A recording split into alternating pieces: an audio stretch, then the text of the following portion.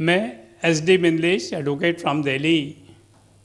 आज तक मैंने नहीं सुना किसी सीएम ने किंग मेकर्स की, गैंगस्टर नहीं, किंग मेकर्स की 1000 करोड़ संपत्ति को तहस नहस कर दिया हो और उसके ऊपर मकान बना करके गरीबों को, टीचरों को, लॉयर को और मीडिया पर्सनल्स को नो प्रॉफिट नो लॉस पर दें। मुझे नहीं लगता ऐसा कोई सीएम हमारे देश के अंदर हो। एक योगी भगवे कपड़े पहनने वाला, जिसे लोग समझते थे कि ये तो नकारा आदमी है, टोटल फेलियर रहेगा, शायद 3 महीने के अंदर रिजाइन कर जाए या इसकी गवर्नमेंट को टॉपल कर दिया जाएगा। आज he has become the demand of the nation. UP को छोड़िए, आप देश के किसी हिस्से पे पूछिए तो यही कहेगा, जी हमें तो योगी जैसा सीएम दे दीजिए, हमें केजरीवाल जैसा नक्कार आदमी नहीं चाहिए, हमें उद्धव ठाकरे जैसा बेकार इंसान नहीं चाहिए, हमें ममता जैसी बेवकूफ जो सिर्फ एक कम्युनिटी को देखती है, दूसरी उसकी आंख काम ही नहीं करती, ऐसा सीएम हमें नहीं चाहिए। हमें तो योगी चाहिए। हर स्टेट वाला चाहता है हमें योगी चाहिए। तो मेरा कहने का तात्पर्य मेरे प्यारे दोस्तों ये है कि जिस इंसान के अंदर विल पावर हो और कुछ करने की ललक हो, क्षमता हो, अगर वो चाहे तो दुनिया के अंदर वंडर्स कर सकता है। एक आम नागरिक को इस देश में क्या चाहिए? Peaceful life. मुझे बताओ ऐसा कौन सा प्रदेश हमारे देश के अंदर है जहां चोरी, डकैती, मारपीट, खून खराबा, रेप, सेक्सुअल असॉल्ट नाम का भय 24 घंटे लोगों के दिमाग पे छाया रहता है। उससे बदतर हाल यूपी का था। इन सपा के गुंडों ने यूपी का सर्वनाश किया हुआ था। ऐसे समय पर एक भगवाधारी छोटे से कद का इंसान आकर के प्रदेश की बागडोर संभाले। लोग कभी एक्सपेक्ट नहीं किया, न कर सकते थे कि ऐसे ऐसे कार्य कर जाएगा कि हर कोई कहेगा योगी योगी योगी योगी। अरे जिनके नाम से सरकारें चलती थी, those who were the king makers, now they are loitering in the jails. They fear to come out of the jails. वो कहते साहब अगर बाहर गए तो पता नहीं हमारा इनकाउंटर हो जाए, कुछ नहीं पता। तो डर के मारे बेचारे, जैसे वो होता है अपने बिल में घुस जाता है, इसी तरह जितने भी आपके गैंगस्टर्स थे जिनको एक समय में किंग मेकर्स कहा करते थे, जहाँ के बड़े बड़े IPS ऑफिसर, IAS ऑफिसर्स, मंत्री और संतरी को तो खैर छोड़िए, आप सीएम जैसे लोग उनके जाके चरणों में मस्तक दियाकर टेका करते थे कि भाई साहब हमें आज सरकार को चलने दो, इसे मत छेड़िए, जो आपकी ख्वाहिश हो हम पूरी करेंगे। आज वो योगी के नाम से इतना भय खाते हैं, इतना भय खाते हैं कि वो सोचते हैं कि शायद पता नहीं कल को मेरा नंबर ना आ जाए एनकाउंटर में। एक योगी की सरकार ऐसी है जिसने इन 4 सालों में लगभग 37,000 मुजरिमों को ये एक्ट लगाकर जेलों में धक्का दिया है और वो जेल में सड़ रहे हैं। क्यों? इसलिए कि योगी को पैसा नहीं चाहिए। योगी का मकसद सिर्फ पब्लिक की सेवा है और कुछ नहीं है।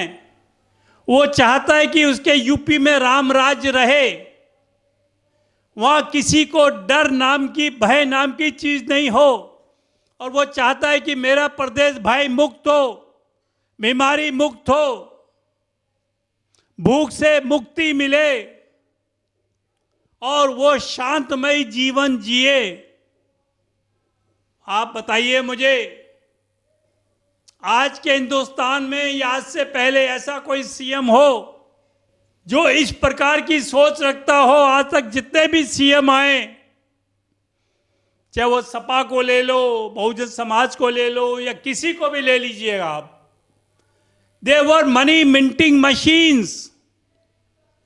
उन्होंने करोड़ों रुपए, अगर मैं कहूं अरबों, तो उसमें भी कोई कमी नहीं है, इस पब्लिक का लूटा है और अपने लिए बिल्डिंगें खड़ी करी हैं।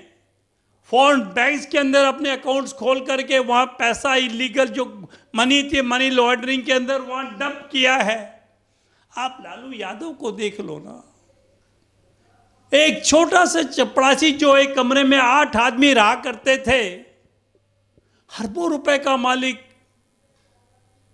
सपा जो साइकिल के ऊपर बारदाना बेचा करता था, मुलायम सिंह, आज इतना बड़ा किंगडम उसने खड़ा कर लिया है, सारे रिश्तेदार अरबोपति।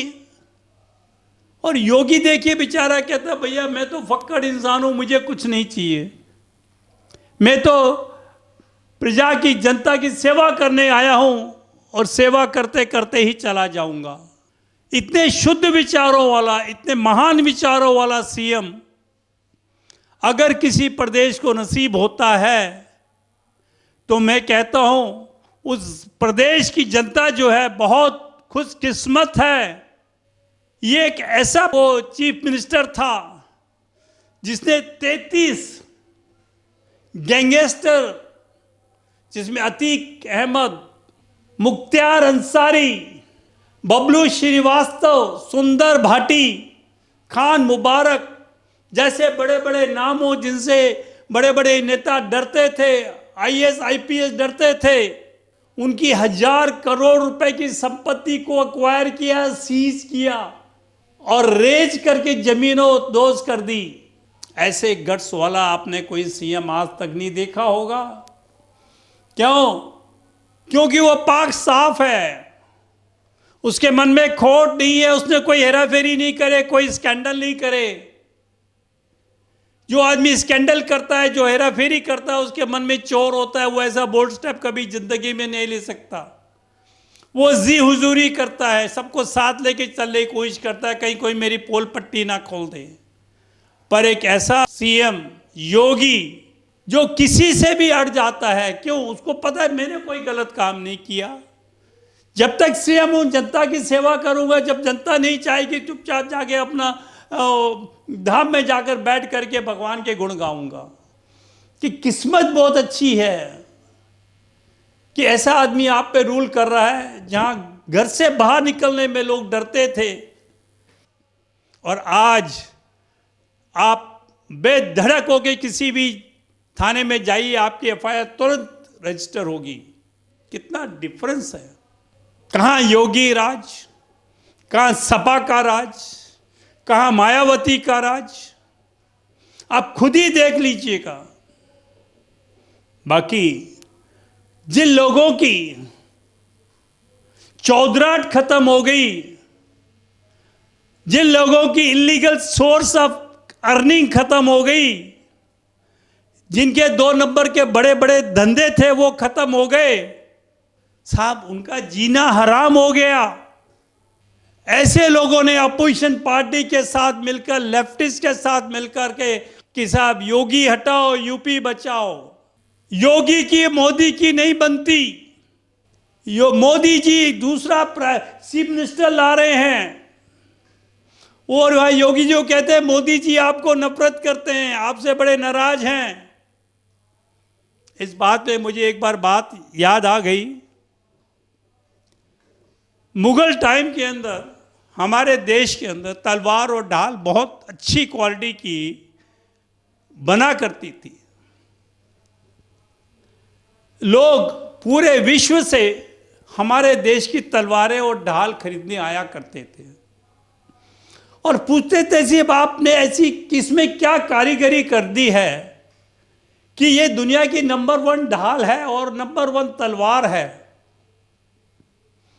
तो उनका जवाब होता, भैया मैं तो साधारण आदमी हूँ, जो मेरे बुजुर्गों ने सिखाया उसी तरह मैं ढाल बनाता हूँ। दूसरे ने कहा, जो मुझे बुजुर्गों ने सिखाया मैं वैसी तलवार बना रहा हूँ, मुझे नहीं पता इसमें क्या खासियत है नहीं है। फिर जैसे आजकल एंटी नेशनल एलिमेंट्स घूम रहे हैं गली गली में, उन्होंने कहा भैया ये तो सारी दुनिया में छा जाएंगे, क्यों ना इनको आपस में भिड़ा दें ताकि ये दोनों ही खत्म हो जाएं। तो वो बात मेरी जो है आज के इस मुकाम पर बिल्कुल ठीक बैठती है। अब क्योंकि योगी यूपी में और मोदी देश के अंदर ऐसा कार्य कर रहे हैं जो कि स्वतंत्रता के बाद इस गुलामी की जो जकड़न से निकलने के बाद देश में किसी ने आज तक नहीं किया। चाहे वो नेहरू रहे हों, जिनके बाद में सबको पता है उसने किस तरह से हमारे देश को बर्बाद किया, और वो कैसे एक ह्यूमनाइजर था, कैसे वो एक पर्टिकुलर कम्युनिटी तरफ बिल्कुल बेंट था, किस तरह से उसने हिंदुओं को इस देश के अंदर एक नरक में लाके डाला। उसके बाद भी वो कितने सालों तक देश के ऊपर प्रधानमंत्री बन करके कब्जा करके रखा। उसके बाद तुम्हारी इंदिरा गांधी आई, चाहे राजीव गांधी आए, थंपिंग मेजोरिटी से आए, वैसे आए, उन्होंने हिंदुओं के लिए देश में कुछ नहीं किया। उनके लिए वक्फ बोर्ड बना दिया, माइनॉरिटी कमीशन बना दिया, एक से बढ़कर एक उनको सारी सहूलियतें देते रहे, और हिंदुओं को बिल्कुल एक वो कहते ना हाशिए पर लेकर आ गए। वो अपने मदरसों में इस्लामिक शिक्षा देते थे, कुरान शिक्षा देते थे। हम अपने प्राइमरी स्कूल्स के अंदर जो हमने देव समाज स्कूल हो गया, डीएवी स्कूल हो गया, सनातन स्कूल हो गया, मंदिर हो गए, वहाँ हमने छोटे छोटे स्कूल खोल रखे थे, उन सबको बंद करवा दिया गया ताकि हिंदुओं के अंदर हिंदू धर्म नाम की चीज़ खत्म हो जाए, और जो मुसलमान है वो एक कट्टर मुस्लिमिक बन करके निकलें और हिंदुओं और मुसलमानों का झगड़ा चलता रहे। और हम कहते हैं हिंदू मुस्लिम भाई भाई, गंगा जमुना तहजीब भाईचारा वगैरह वगैरह नैरेटिव निकालते रहे, और हिंदू मरते रहे, खत्म होते रहे। और एक पहला शख्स है हमारा योगी, जिसने ना देखा ये हिंदू है, ना देखा ये मुसलमान है, सबके लिए समान।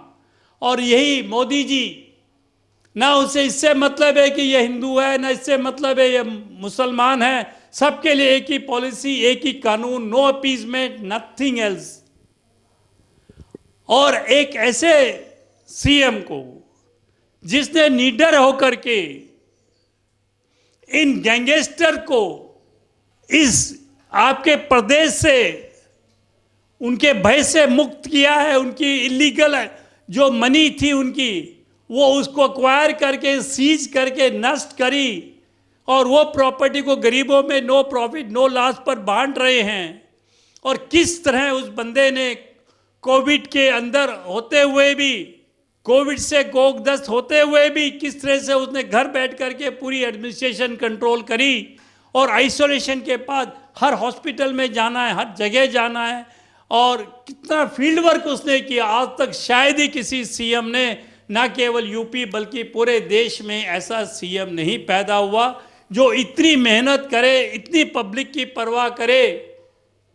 तो मैं तो ये कहूँगा, ये जो चंद लोग जो हैं एक नैरेटिव सेट कर रहे हैं ताकि 2024 के अंदर योगी जी ना आए या मोदी जी फेल हो जाए, इस तरह की जो सुदबुदाहट चल रही है, इसको आप बिल्कुल नकार दीजिए। इसमें किसी किस्म की कोई सत्यता नहीं है, एक कुछ भी नाम का इसके अंदर एसेंस नहीं है। इससे टोटल फेक और लोगों को मिसलीड कर रहा है, क्योंकि अपोजिशन पार्टी की एक बड़ी अच्छी आदत है कि हर इलेक्शन से पहले वो नैरेटिव दे देते हैं, कभी लिंचिंग का नेगेटिव दे देते हैं, कभी किसी का नैरेटिव दे, कभी इंटॉलरेंस का दे देते हैं, ताकि पब्लिक का जो माइंड है टेम्पररी डाइवर्ट कर दो और वो रूलिंग पार्टी को वोट ना करें। धन्यवाद।